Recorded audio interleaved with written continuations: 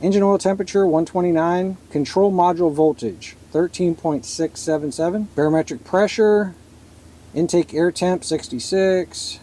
I'm just going to go through some of these. Y'all can slow it down and read them if you want. Friends, welcome back to Rave All Trades. My friends over at Ansell saw my video of the last scanner that I reviewed, and it was one of theirs as well. And I was talking about how it was portable. I could leave it in the car. It would charge off of the OBD2 port, things like that. They said they might actually have something a little bit better for me. I could leave it in the car and it would connect to my phone instead. So the phone would become the interface, right? So they sent me the AutoPhix 3210 Pro to give it a try, and I was intrigued. I said, okay.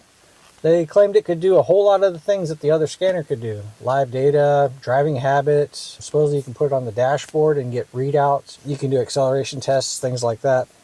That's sure, I'll give it a try. So I could keep it in the truck and not have to worry about an actual tablet or scanner or something like that. And really small, right? So it comes in this little bag. And inside the bag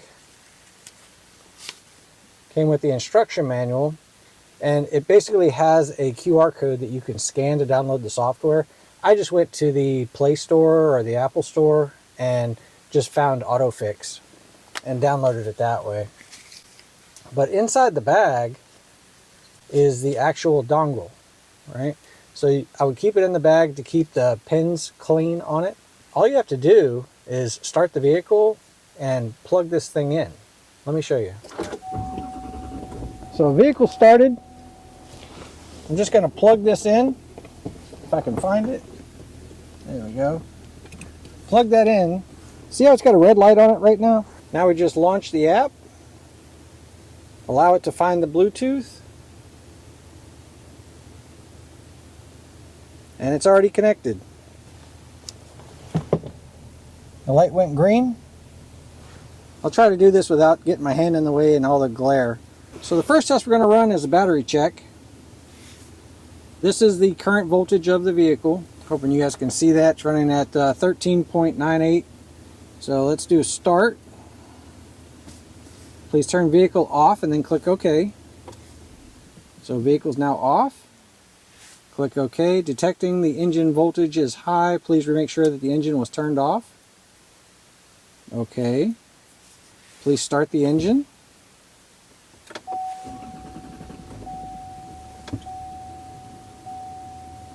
Okay, test has been completed. Please refer to the prompt for the result. So, total time 3.3 seconds, so 3,306 milliseconds. Engine off voltage was 13.19. The minimum voltage was 9.18 volts, and max voltage 14.46. So, what it was looking for was what does the voltage do, and you can see it on the graph here. When I tried to start the vehicle, it was right there. So when I started the vehicle, it pulled the voltage down. What you're looking for, a minimum voltage, usually is 9 volts to tell you if you got a good battery or not. So I mean above 9 volts, and it's actually pretty good.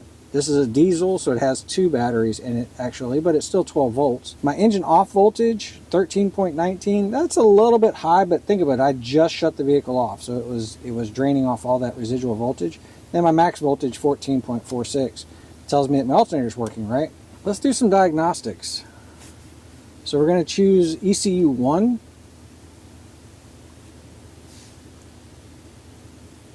Let's look for trouble codes.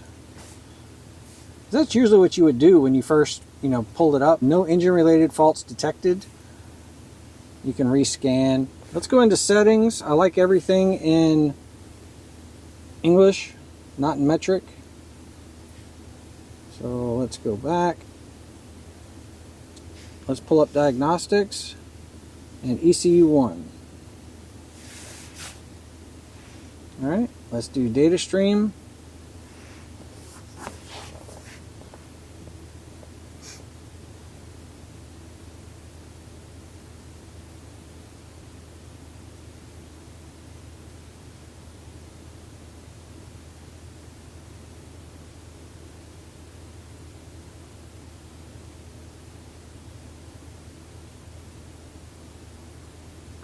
Okay, so engine RPM of 602, vehicle speed of 0, obviously I'm not moving. Engine coolant temperature is already 134. My odometer reading 6022. My charge air cooler temp bank 1 sensor 184. Let's start from some of the beginnings, right? So engine RPM of 601. Yep, that looks about right. My odometer reading of 68,022. 68,063. I like the scanner better. Take some mileage off. I'm not sure what they pull that mileage from, but it's off by 41 miles. So 84 degrees air cool, bank 1 sensor 2, 62 degrees. My ambient air temperature is 50 degrees. Let's see. It says it's 48 degrees. Remember, it's getting all this information from the ECM, so I'm not sure what the difference would be, but I mean within 2 degrees. Engine oil temperature 129, control module voltage 13.677, barometric pressure, intake air temp 66. I'm just going to go through some of these. Y'all can slow it down and read them if you want. 15% on my O2 concentration. Accelerator pedal of 19.6. Let's hit the gas.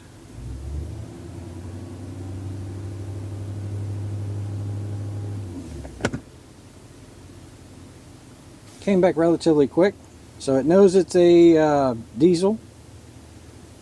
Absolute load value, fuel air commanded ratio, fuel level input 82%. Let's see. Yep, just below full.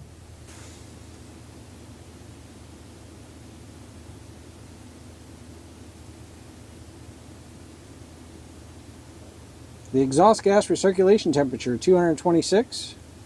Exhaust gas recirculation temperature sensor A 276.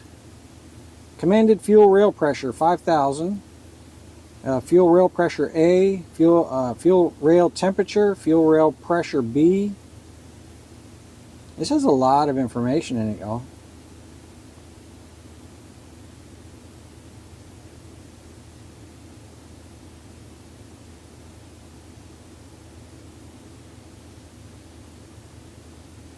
Reagent tank level 100%. That should be my DEF fluid, and it is. It's full.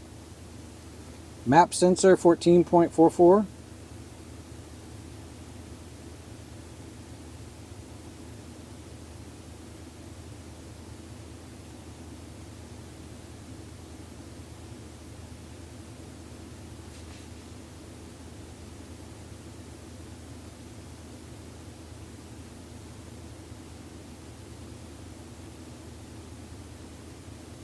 It's not regenning. It's not regenning right now.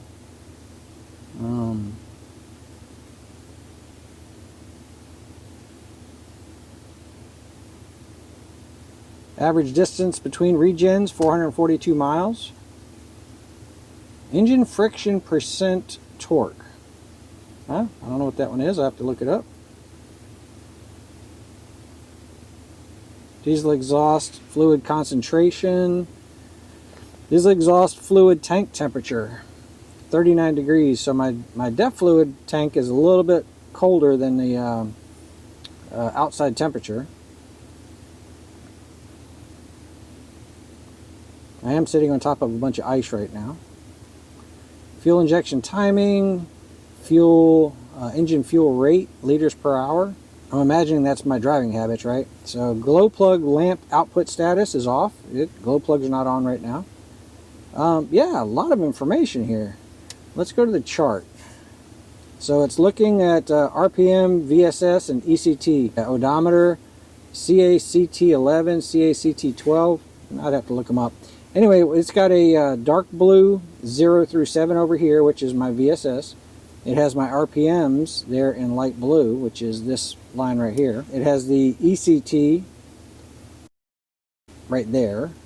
So, and that's my green bar on the side. So my CACT12 is sitting steady at 62. My odometer obviously isn't changing. So odometer is probably not a good one to have on here. But and then CACT11 is this one right here. So you would just choose whatever data streams you wanted to set up. Performance. There's a safety hazard in this test. Please pay attention to the safety of driving. So anyway, miles per hour and your RPM. Let's see.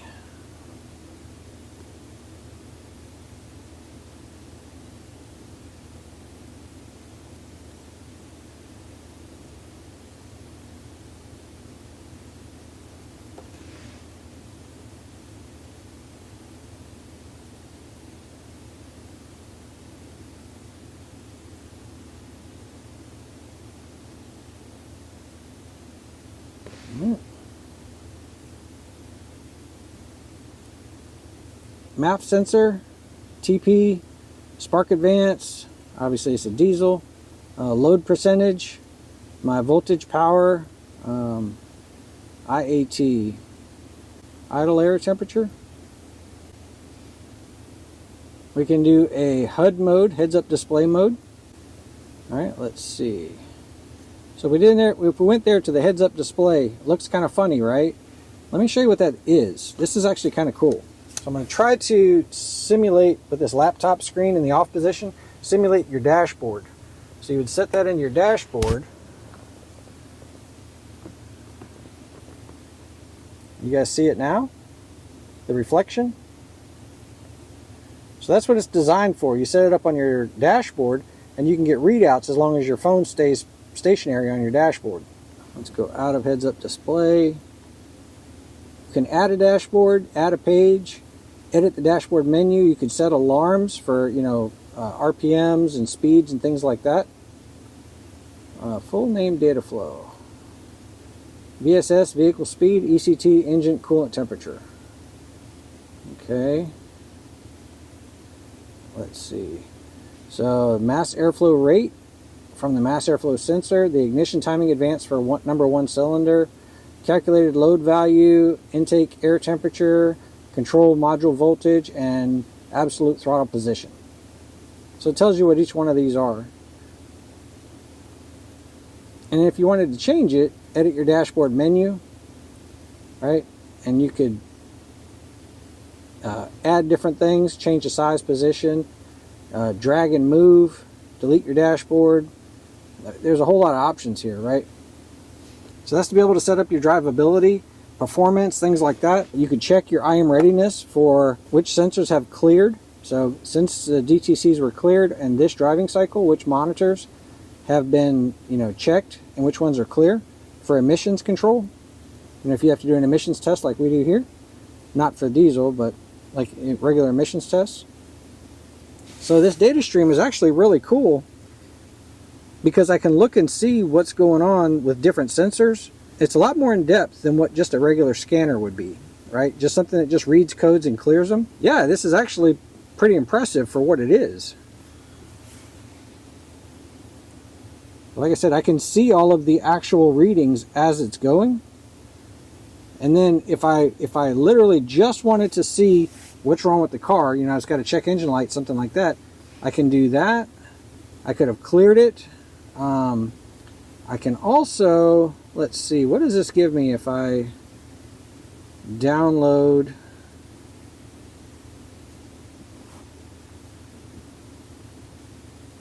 Tell you what, we're downloading the GM support right now. It's a Chevrolet truck. Supports all cars before 2021. Special features support the cars before 2019. All right, I'm going to say yes. And we have the 6.2 L5P, 6.6 L5P. And we have the 10-speed transmission, and I don't know which one it is. Let's say it's that one, just because I don't know.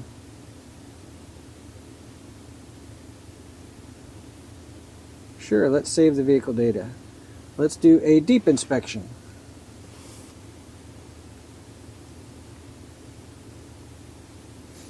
All right, no faults detected. Transmission control, no faults detected. The EBCM, no faults detected. What happens? Can I go into those?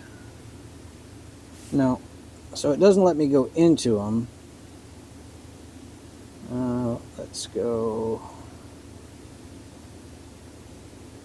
Let's see. That was the deep inspection. What's quick inspection give me? Probably the same thing, I would imagine. Yeah, it gives me the same thing. I'm guessing because this is not a 2019 or older, is why I just have your basic faults, is my guess. So I would imagine a deep inspection on an older car probably would have worked just fine. Yeah, it's kind of impressive for what it is. Like I said, it's got this little bag that I can keep the dongle in. I could leave it in the glove box. It's got the owner's manual. in a couple different languages.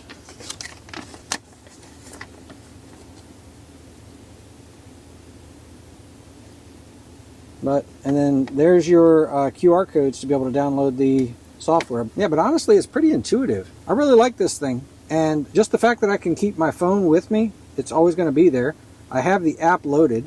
I can just plug in that OBD2 connector, and if I need something for a special car, you see, you just download it from right there. Kind of a pretty cool tool. So yeah, I kind of like this one. And it's less expensive than the full scanners. I don't have to worry about the battery charging up the scanner, and portable. So you can see I disconnected it, immediately said, hey, connect the device. Yeah, I'll give this one 2 thumbs up. Thanks, Ansel. I appreciate it. I do like this scanner, and I'm going to add it to my arsenal. This is going to be my portable one. Appreciate y'all hanging out. Hope y'all got something out of the video, and I'll catch you guys on the next one.